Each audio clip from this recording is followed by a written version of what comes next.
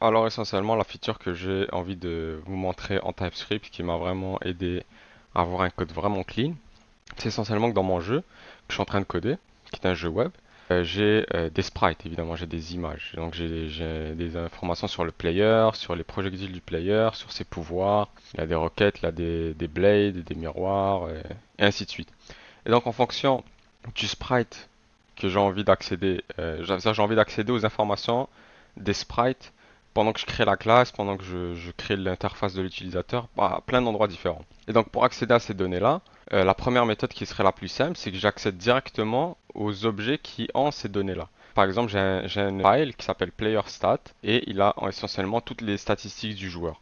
J'ai un autre file qui s'appelle Blade Damage Stat qui store toutes les statistiques du pouvoir Blade. Sauf que c'est pas pratique parce que si je change le nom du file ou si je change la structure du file, mon code casse. Et c'est pas idéal si j'utilise ces files-là à plein d'endroits différents parce qu'après le refactoring va être pénible. Donc, ce que j'ai utilisé, ce que je me suis dit, c'est que je vais créer une fonction qui va être un point central qui va m'aider à importer les données que j'ai envie en fonction du sprite que je lui donne comme paramètre. C'est quoi le sprite que je veux avoir les informations sur? Va me retourner un objet qui va avoir le bon type pour que je puisse accéder à ces données-là de manière unie. C'est-à-dire que je passe à travers une fonction seulement. Et donc cette fonction-là, je l'ai appelée getSpriteStaticInformation qui, à chaque fois que je vais accéder à n'importe quelle donnée d'un sprite, j'utilise cette-là et je ne travaille pas avec le file directement. Donc comme ça, si je change, on va dire, le nom du file, tout ce que j'ai à faire, c'est changer, au lieu d'importer le file A, je l'ai changé en nom de file B. Ce que j'ai à faire, c'est changer dans ce fichier-là uniquement, l'objet ici, au lieu de pointer vers le file A, je lui dis pointe vers le file B. Et ça finit là. Et là, j'ai plus de problème.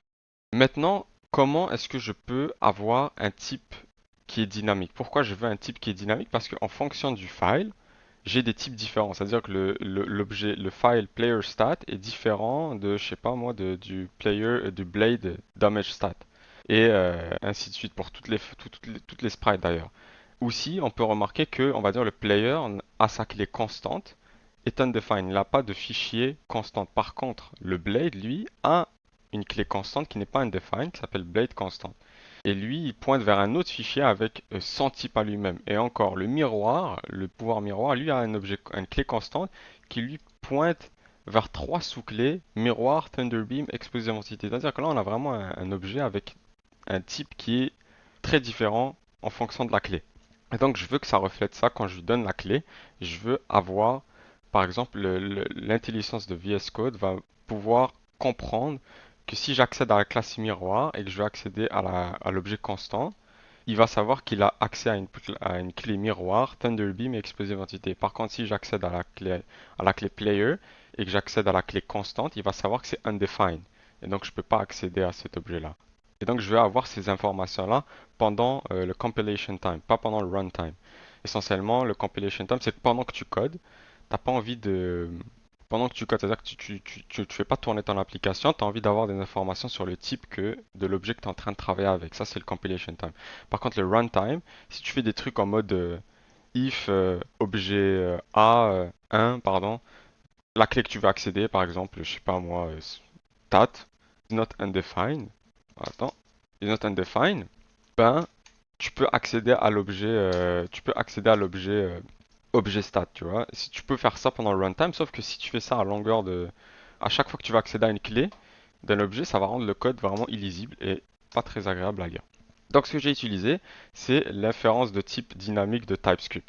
Donc, d'abord, j'ai recolté le type de l'objet info, donc de cet objet-là, ce qui va me retourner un objet type avec tous les types de toutes les clés qui existent dans l'objet info en suivant la structure. C'est-à-dire que j'ai une clé player et dans la clé player, j'ai une clé stat qui, elle, va pointer vers une liste avec plein de sous-objets et ainsi de suite pour chacun des sprites.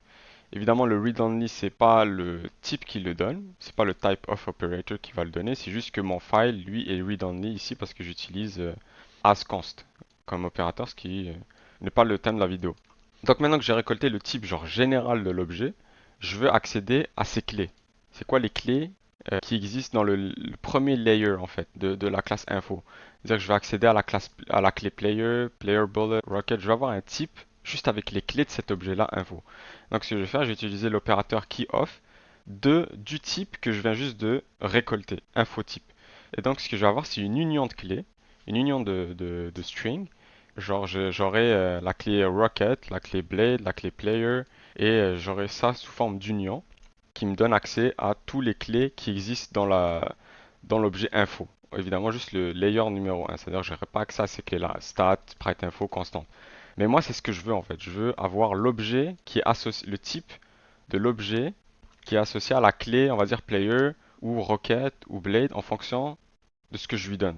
Ce que je vais faire, je vais utiliser le type, l'inférence de type dynamique de TypeScript, ce qui me permet d'utiliser des génériques pendant que je crée un type. Ce que je vais faire, c'est que je vais dire, je vais appeler ça, c'est le nom du type que je vais utiliser. Donc je l'ai appelé info type dynamique, qui reçoit en générique un type qui extend, le type de clé d'info de l'objet info, juste qu'on vient de créer en fait, juste en haut. Et donc, si je vais appeler par exemple, je vais récolter le type qui est associé à la clé player, ce que je vais faire, c'est que je vais appeler info type dynamique et je vais ouvrir les signes d'inégalité et je vais lui donner la clé player. Et je vais dire que ce type-là, en fonction de la clé qui extend l'info key, est égal à le type d'info, au info type, le type global que j'ai créé, genre avec l'opérateur type of, et je lui donne la clé que je donne en type de générique. C'est-à-dire que si je lui donne player, il va essentiellement rentrer le string player dans le type info type, et il va me retourner le type de l'objet qui est associé à l'objet player. Donc si je lui donne blade, il va me retourner le type de l'objet qui est associé à la clé blade, et ainsi de suite. Donc là, ça crée un objet vraiment dynamique, c'est-à-dire un type dynamique. En fonction de la clé que je lui donne, il va me retourner un type qui pointe vers le type de la clé que j'ai demandé à avoir. Donc un petit exemple, supposons que je crée un type player, je veux avoir le type qui est associé à la classe, à la clé player de l'objet info. Ce que je vais faire, c'est que je vais dire c'est égal au type info, type dynamique, ouvre les signes d'inégalité et lui donne la clé player. Et ce que ça va me retourner, si on met le curseur juste au-dessus, ça va me donner un objet stat, info constante. On voit ici constante et undefined. Donc il est conscient que constante et undefined dans la clé player. Et donc si je veux récolter le type qui est associé à la clé constante de l'objet player dans l'objet info, je sais que c'est un peu compliqué mais il faut suivre. Et si je vais juste récolter cet type associé à la clé constante, et là ça va savoir que c'est undefined. Maintenant, supposons que je vais accéder au type d'objet miroir, je vais appeler infotype dynamique, je vais lui donner la clé miroir, et ça va me donner le type de la clé miroir. Et on voit que l'objet constante, lui, il n'est pas undefined dans la clé miroir. Il est même, si on suit ici, on voit qu'il y a miroir, il a trois sous-clés qui pointent vers trois objets, trois files différents. Et donc, supposons que je vais accéder à la clé constante, je vais à de miroir, donc je vais lui donner la clé constante et je vois le type. Ça va me donner un read-only miroir, la clé miroir. Il y a une clé Thunderbeam qui est notre objet et j'ai une clé explosive entité. Et donc on voit que le type il est dynamique en fonction de la clé que je lui donne.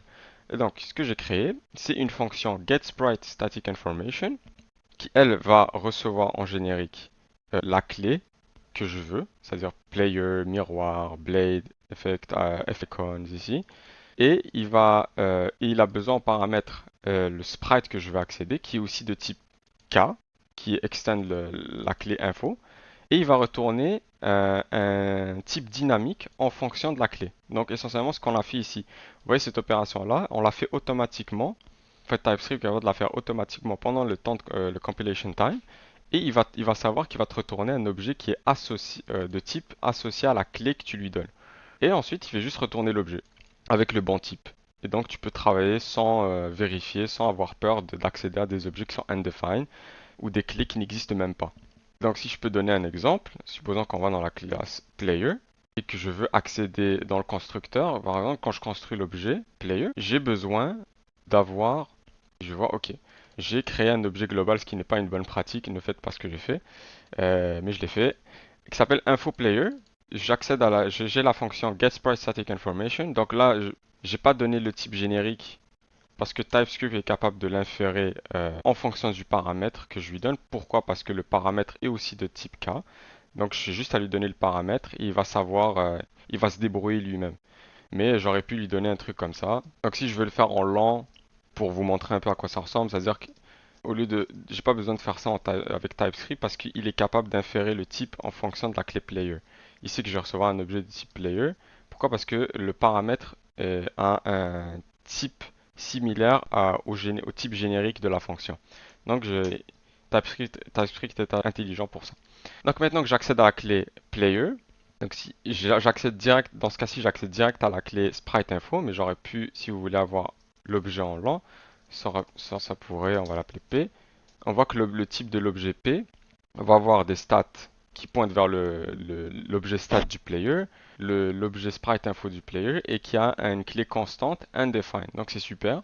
Le TypeScript est capable de savoir que en fait, l'autocomplétion de VS Code avec TypeScript me permet de savoir que certaines clés ne sont pas accessibles, en fait, ne connaît le type de chacune des clés.